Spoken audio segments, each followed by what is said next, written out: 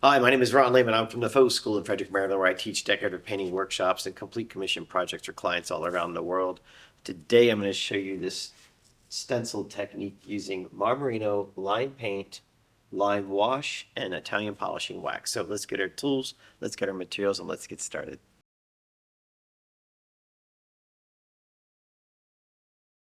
The first thing I've done to get ready for today's technique is I base coated the surface using the quartz primer. Quartz is an exterior mineral-based primer proprietary to all the Bernini line plasters. Tints with pigment, never paint, cleans up with soap and water, and in this case I rolled it on using a 1/4 inch nap roller because I don't need to have it build a lot of texture. All right, so the material for today to get started is going to be Marmorino. This is the wet mix Marmorino, meaning it comes in a ready mixed pail. You open it, stir it onto the wall. And this is simply the tint base straight out of the bucket. Okay? No color added whatsoever. This is going to be our base for this finish. So using the Pavon 844i and our spatula, we are going to load up some Marmorino. Oops, got it right on the handle. And just coat the surface.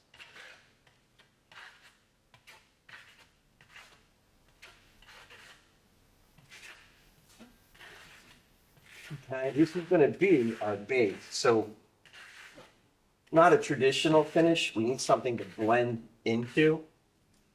Meaning we're just going to coat it. We're not too worried about a whole lot of things as far as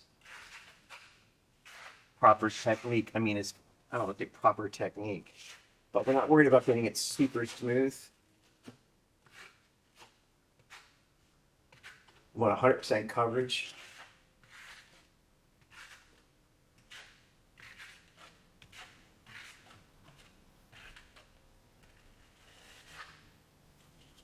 Put it back where you want it.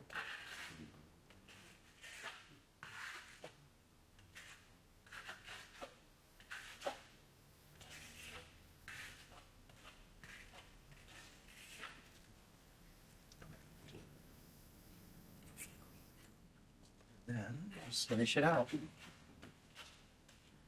So again, we're going to keep working wet into wet here to get this color blend that we're looking for. So this is part one, but we're not going to let it dry. But we do need 100% coverage. Doing that left-handed is slightly off.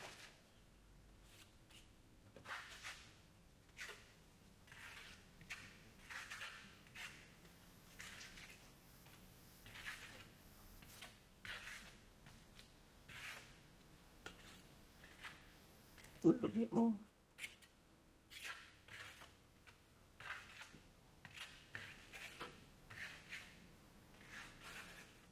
Okay. Good heavens, this seems like a little work today.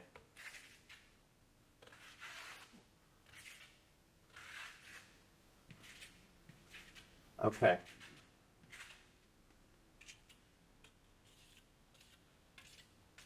Clean off the excess. Let's get into this other color of Marmorino that I've got here. Sort of a taupe color. Now remember, it dries about 40% lighter. Keep that in mind, please.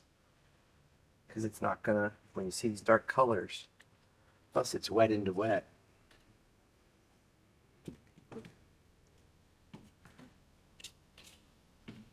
So you're just popping it in here and there. See, I've got all this color happening from different combinations of just creating and stomping it all the way in.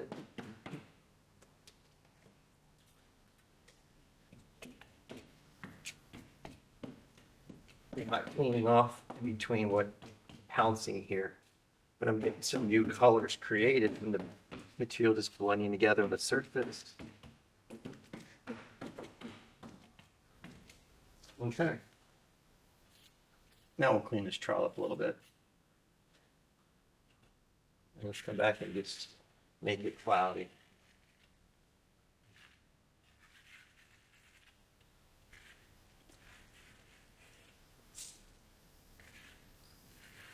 Going different directions.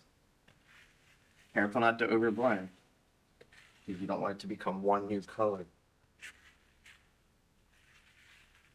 You want just little hints of this color just dancing around the surface. It's going to dry a lot later. Keep that in mind, please.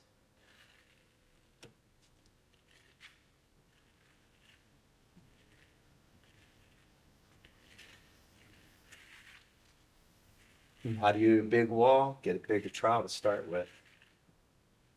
Not being smart, but it'll cover more surface quicker. And makes the surface flatter. This guy's only going to leave, this amount. You get that big trowel, big swaths, flat. Let's get to it.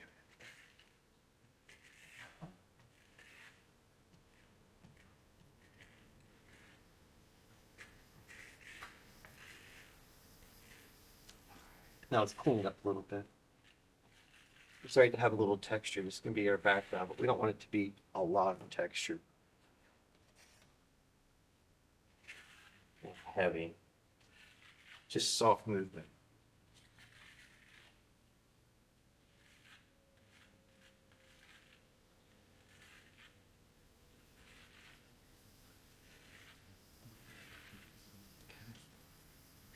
Okay.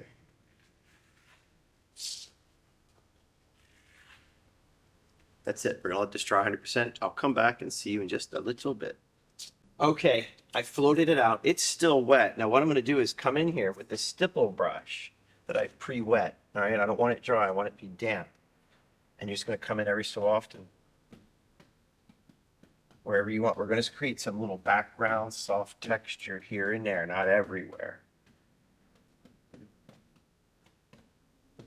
This is gonna come help us later when we bring the line paint into this and give us a little bit of something for it to stick to and give it more interest, all right? But it's up to you at this point. You get to sit here and decide what you want to, how you want it to look, I should say. Let's see what the stipple brush does. See that trowel mark? It's still there. Not neat. Doesn't erase things. It just gives it a little touch. Just a little tiny touch of an old soft texture that's deteriorated down over time.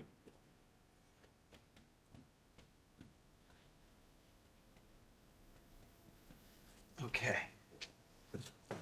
Now we're going to let that set up for just a tiny bit, and then I'll show you the next step. Okay, it's been about 15 minutes. It's starting to firm up just a little bit, but it's still not to the point where I could go in there with a hard trowel and try to knock it down. So all I'm going to do is take my little squeegee here, and I wet it here. I just mist the surface lightly, knock off the excess, and just slowly come through and knock down any of the high stuff. Come from different directions. That way, if something goes wrong, it's buried into the finish, like that one. Now be careful, you'll get stuff off the side of your sample. That's what happened. Okay, just come back.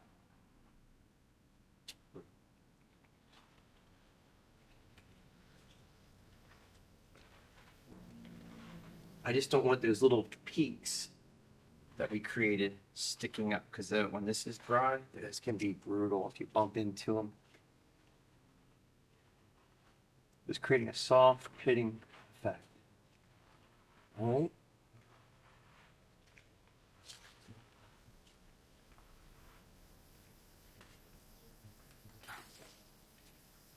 And if you have an error, like I just got here, and there's a lost the bristle, just come back, tap it out.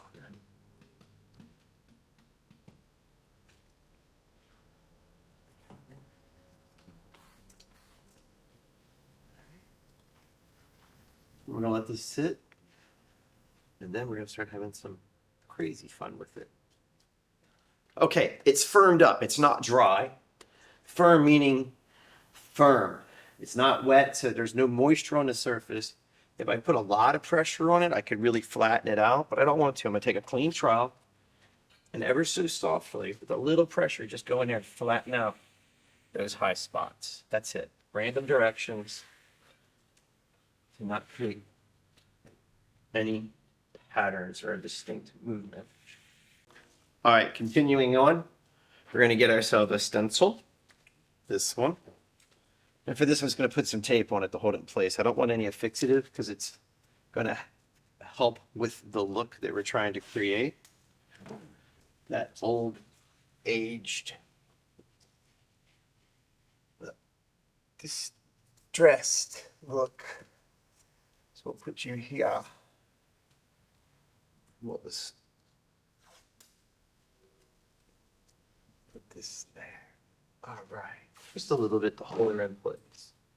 It doesn't go all over. I put one right in the middle just to make sure for the minute. Keep it from bouncing around so much. Okay. So now what I've done is I mixed up some lime paint in this real dark charcoal color. But remember, it dries lighter, right? Always dries later. So I'm going to do is take a little bit, put it on a plate. I'm going to take a little stipple brush. I'll load it and offload on the edge.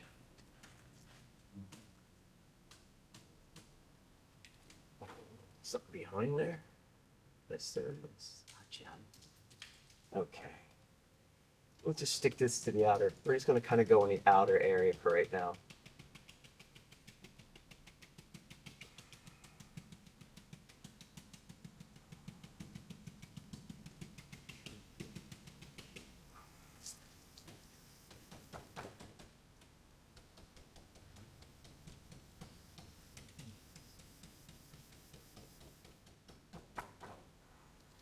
Here.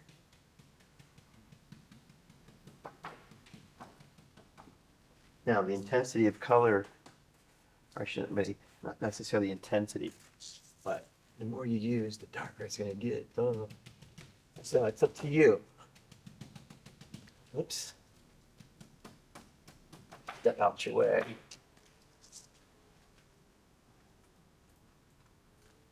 And with this, I'm going to go dark to light.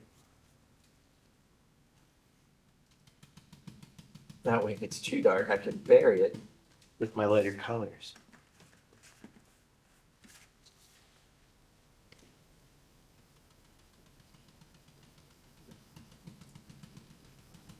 I can play with it. And the nice thing is it dries really fast when you do it like this, meaning that Marmorino is so thirsty, it's pulling the moisture right out of here. It's drinking it right up. So now let's get into color number 2, which is this taupey color, okay? So we'll download some of this onto the plate. I did not dilute the lime paint either, by the way, so when you get it, it comes almost like a putty, slurry, and you want to dilute it. That depends on what you're doing. So lime paint is an interior-exterior product. You can use it for anything, putting it on brick, drywall, plaster. Possibilities are endless. All right, let's get into this taupey color now.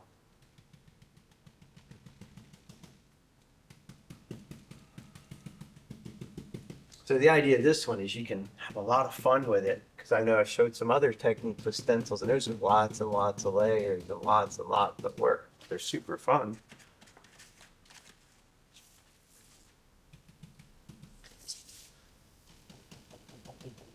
So if you see, I'm kind of keeping the taupe now towards the center. So we saw that charcoal there and all that out there. And I'm going to show you this one stencil, start to finish, and I'll do the other one right now to save time.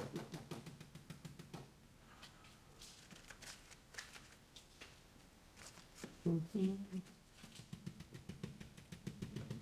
what I'm going to do is I'm going to start to slowly bleed these together. Just a little bit on the here and there. I'm not too worried about it. If it overlaps, it won't hurt anything. Okay, let's get into the next color of lime paint, which is going to be straight white right out of the bucket.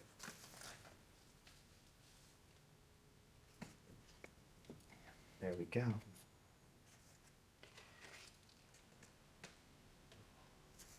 not cleaning the brush in between, okay? It's okay to get some, create new color of different things right now. Because this time, it's going to go all over it.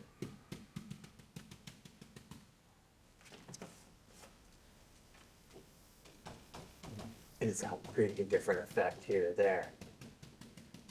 That bold, distressed look.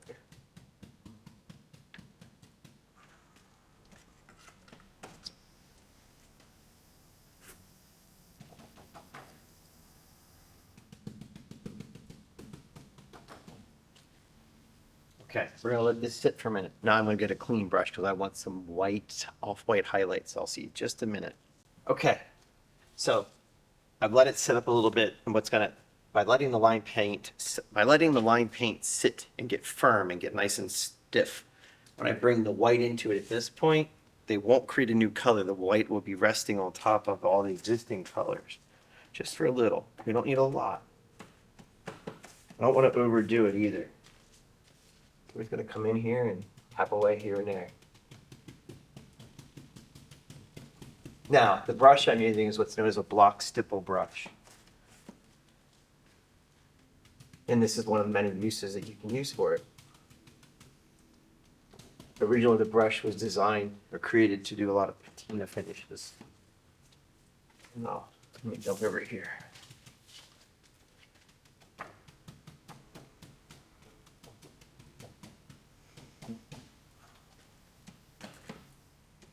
So in the case of a giant stencil, we can use a bigger brush.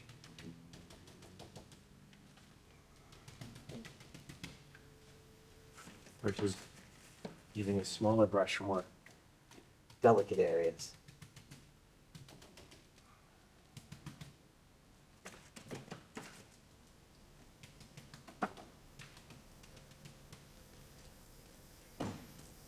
Let's see what we got. Okay. I know what you're thinking. It's a little strong. The colors are strong. Remember, the colors dry softer.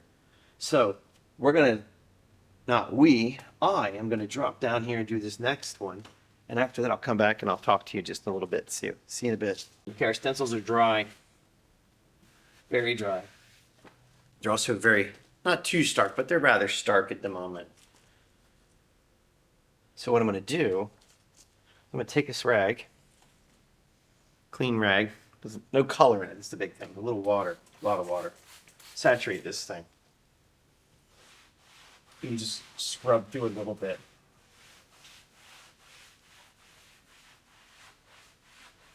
Reactivates the line.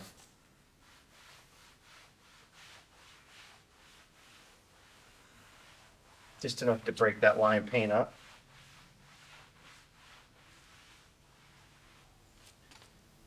Like it hasn't, just a ghost imprint. I'm gonna move the rag around a little bit as I do it. See, I'm just kind of dragging it up with me, like if it's an old wall broken down. Stop halfway kind of thing.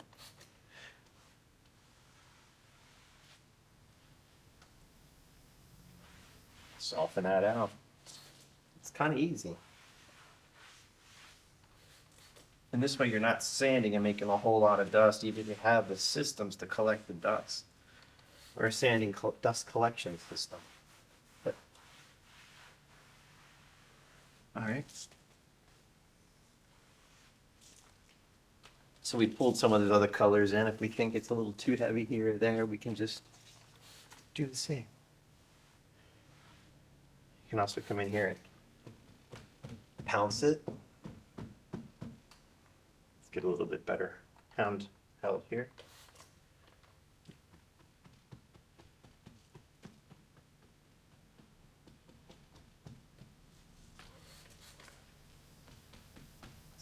Let's try to take this down a little bit more.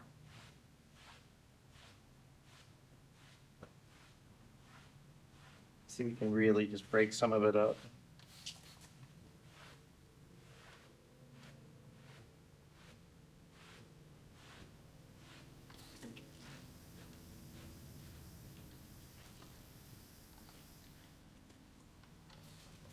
Up to you. This is where it's your creation.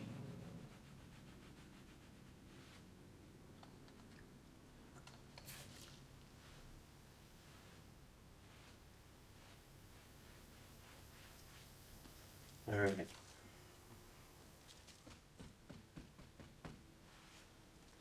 She's been there for a long time, right? So let's let this firm up just for a minute. And then I'm going to come back and we're going to have some more fun. See you in a bit. Okay, so now we're ready to move on. Now what we're going to do is get in here with this scraper. German style scraper for wall finishes. And what we're going to do is go back to our original plasters. The original Marmorino. All right. And we're going to take and just put some on this blade like so.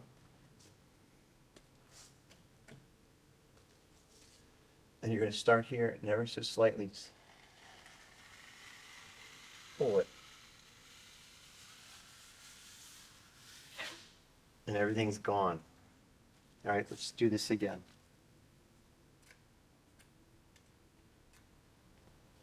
On there like so. Top. Almost flat. And as you pull it down, just, my fingers are only here just up for the convenience, what I mean. I'm not putting any pressure on the blade.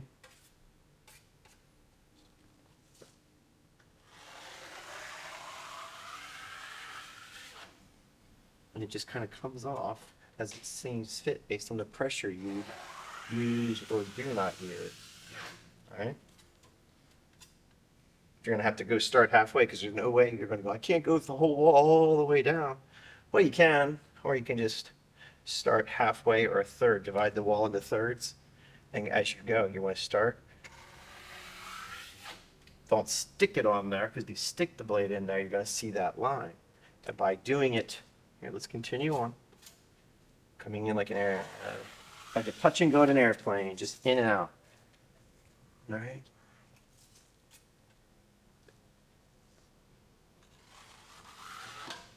By doing that, then you come up to your next section, like so.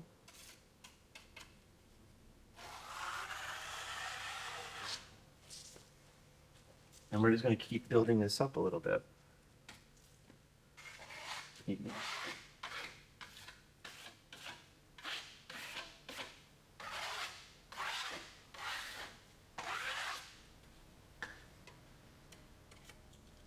So now we get, this is where we get paid to have fun and make it like super fun.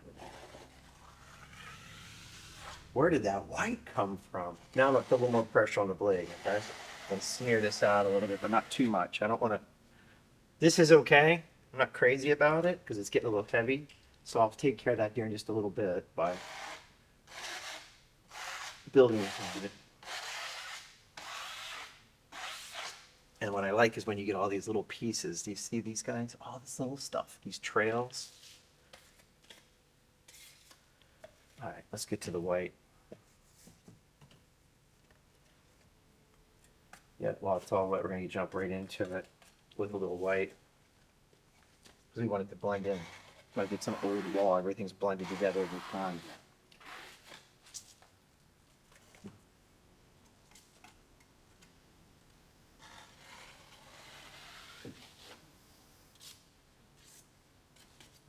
And it's okay if we create a new color.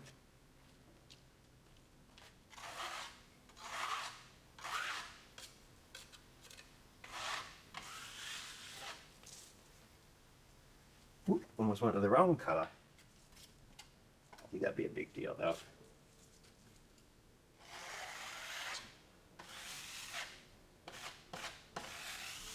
Put a little more pressure on it. So it's one of those, as you get used to the material, the tool, how you feel it work, you get to play with your angles and the material, the pressure, and you get all this cool, interesting stuff happening.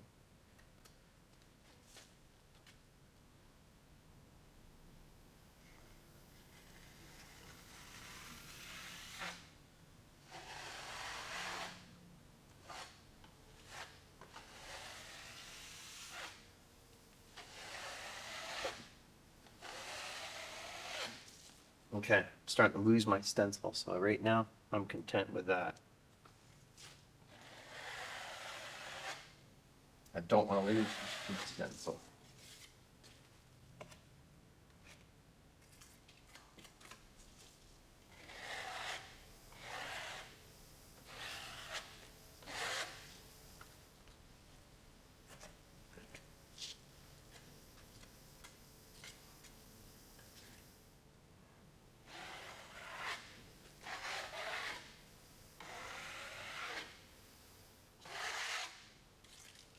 See how these blend together and create, can you see that? Again, so fun. Yeah, watch this guy right here.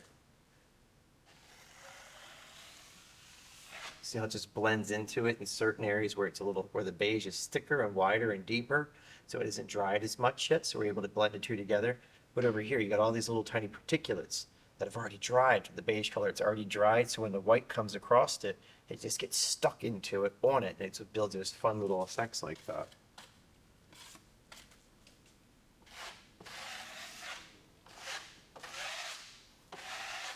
If you want, we can just diffuse it a little bit if you feel it's a little too strong. Come this way.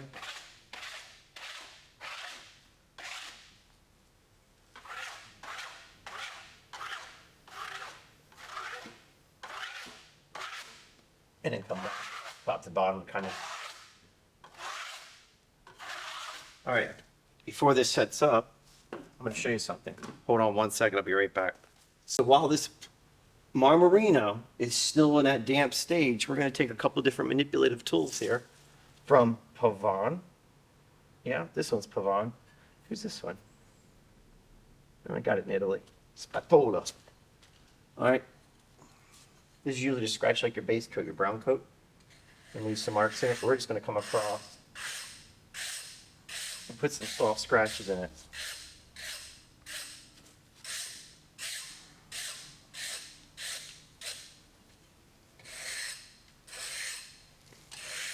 Okay, clean it immediately. You're going to take this guy. Same thing. So look, just different effects. You don't have to do the whole thing either.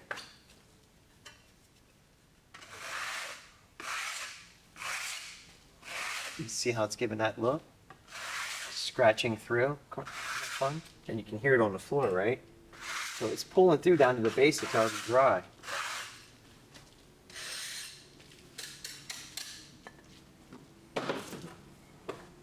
All right, and since there's any chunks in there that we want to deal with, or just take this guy back over it. It's taking away some, I don't want to say taking away, it's softening some of those lines. Because we're all wet into wet here. We're all working into the damp.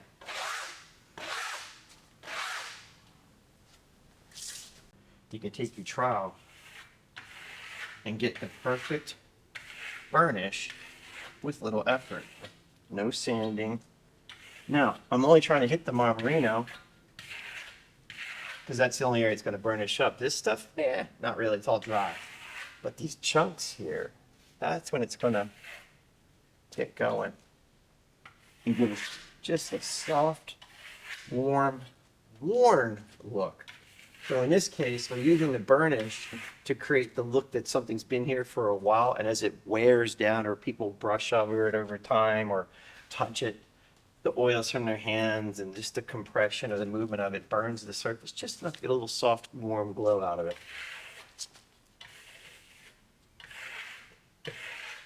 We don't want it to overpower any particular part of it.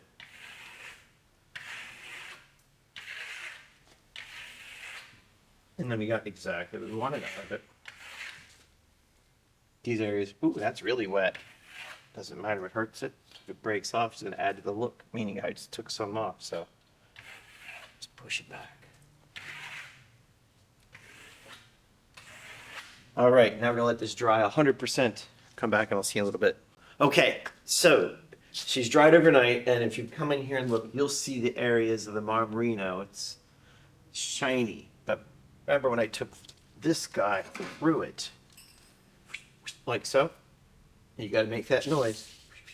makes it easier, but it gives you this little fun stuff. Like this has been there for a long time and start to break down, and this has been already broken down and continue to break down, but it's a little stark white through here, or bright I should say. So what I did is I took the lime paint, I added about 25% distilled water, and I put we got phthalo blue, oxide black, and a burnt umber. And what I'm going to take is my spritzer bottle, hit it a couple areas, not too, I don't want to go everywhere. And here's why. When I start to apply this lime paint dilution, the areas where there's no moisture, well, it's going to stick to it quicker. And the areas where there's moisture, that becomes a slip coat, so it's going to slip away. So we can kind of control this a little bit more. So if I want to make sure that some of my stencil is a lot more of this stencil gets revealed, it's going to add more water to it. See those droplets? They're going to help us. This is just how you do it in someone's home or business. You just cover the floor very well. Now, let's see. I hope I got this color correct. See up here? I had no slip coat, and it just bit right into it. All right. So I can't do much up there. I could come back with the spritzer and hit it. There's nothing wrong with that either. It definitely, but then I'll take a rag. Woohoo! Where'd that come from? Guess that wasn't such a clean rag.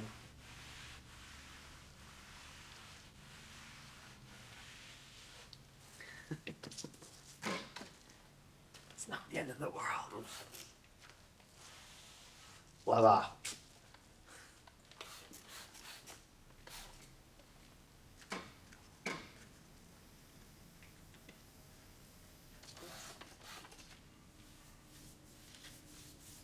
Play with putting it on differently, pushing it down and around.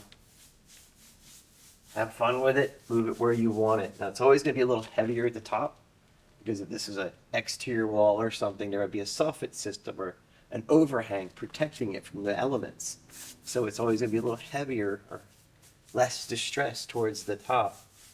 And as it comes down, where the weather can get it, not just where the weather's hitting it, but as this area is breaking down and it's all breaking down, it rolls down on top of each other.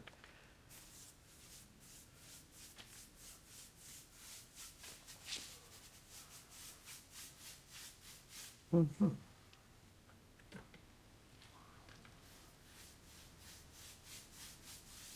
You can just add more here, there, everywhere. It's up to you. And then we'll take, there it is, black pigment. Sneaky little thing. All right, now we got to clean. So stand back, take a peek. What do we like, what don't we like? Let's get a little bit more here.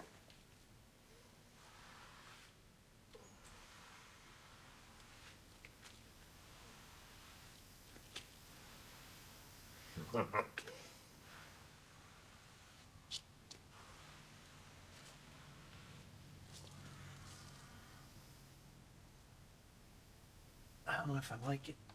I mean, I like it. It's just missing something. Let's go a little darker.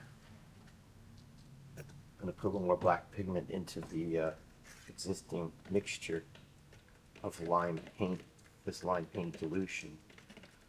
It's going to be something.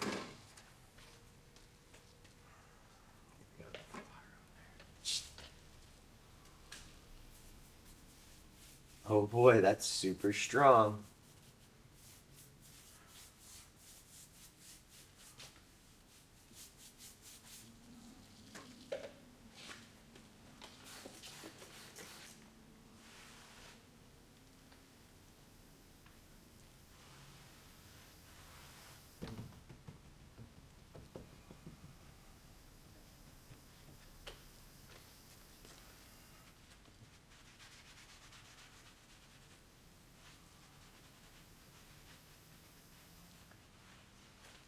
So just push it around here and there. I think we're okay with it.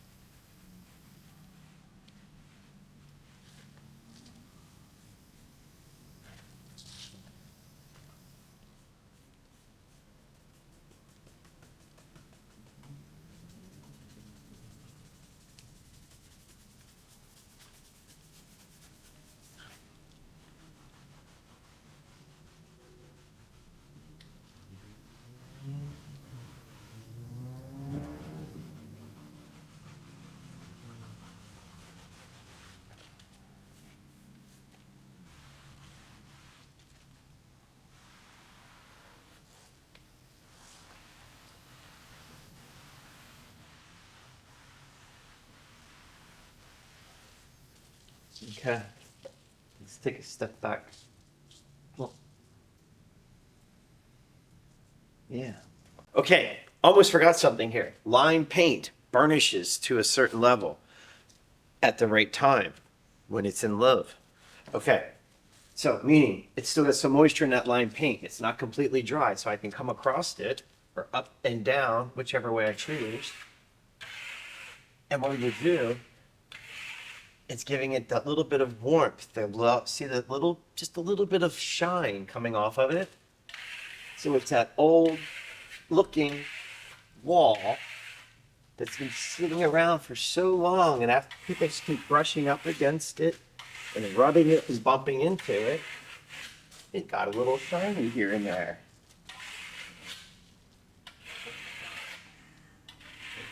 So we have this little bit of Marmorino with a sheen to it. It's now, some of it's buried under this and that.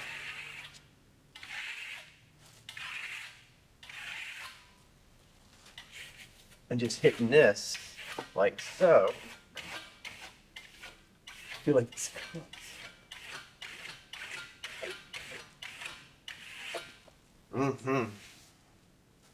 There we go. Now we're gonna let it dry and seal it. See in just a bit. Okay, so I've wax is dried, it's set up, and we're gonna take a clean, lint-free, color-free rag and just start buffing it out. You could use your mechanical polisher with a big buffing pad on it if you want. It'll work fine.